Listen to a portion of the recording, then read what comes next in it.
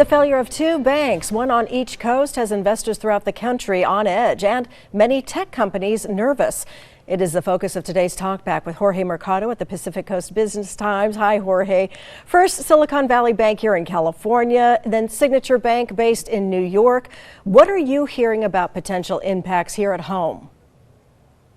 Yeah, well, in particular with Silicon Valley Bank, we're seeing that actually a lot of our customers and clients here are actually pretty safe. So that's a good thing, number one, to start. And we're actually seeing a little bit of confidence return to those banking stocks and the industry as we've seen the Fed and, the government kind of step in and make sure that this doesn't spiral into anything else. So I think that's the biggest reason is we aren't seeing really affect this area a little bit too much, which is a great thing. And I think there was mention of First Republic Bank in some of the headlines today. Who should be most concerned?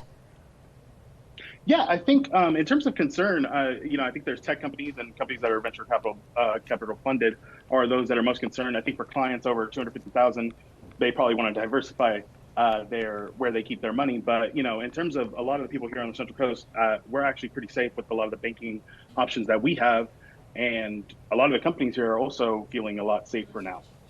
You co-authored an article yesterday that includes how shares are trading for a number of local banks. How are those looking today? Yeah, a lot of them were actually up, and we saw them go up actually after sort of the Fed stepped in on Monday, and we saw them go up on Tuesday, Wednesday. We saw it dip a little bit yesterday, we saw them dip a little bit yesterday after credit sweeps and all that came about. But even then, a lot of those shares managed to gain a lot of their losses when the Swiss government said they would come in and help if necessary. So I think that's what we're seeing is a lot of sort of government stepping in to make sure that this doesn't spiral into anything else.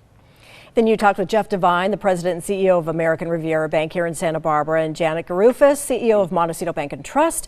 What are their big takeaways for you after hearing from their customers?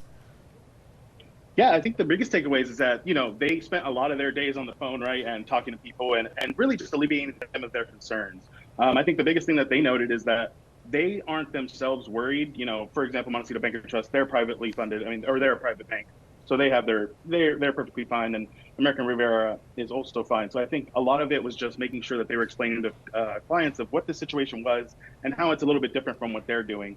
And they certainly don't have as many customers that are banking with that concern now. And there was also talk about cryptocurrencies linked to the failure of these banks. Can you talk a little bit more about that? Yeah, I think certainly there's someone probably more qualified to talk about than that. I just think I can speak more to the biotech side, and I can tell you that a lot of biotech companies were funded by SVB, and certainly we had a lot of our clients here in Eastern Ventura County that were a bit concerned at first too, but once the Fed stepped in and kind of ensured that those deposits would be made or would be able to be taken out, then a lot of those concerns were alleviated. All right. Any additional insight or tips that you want to pass along, Jorge?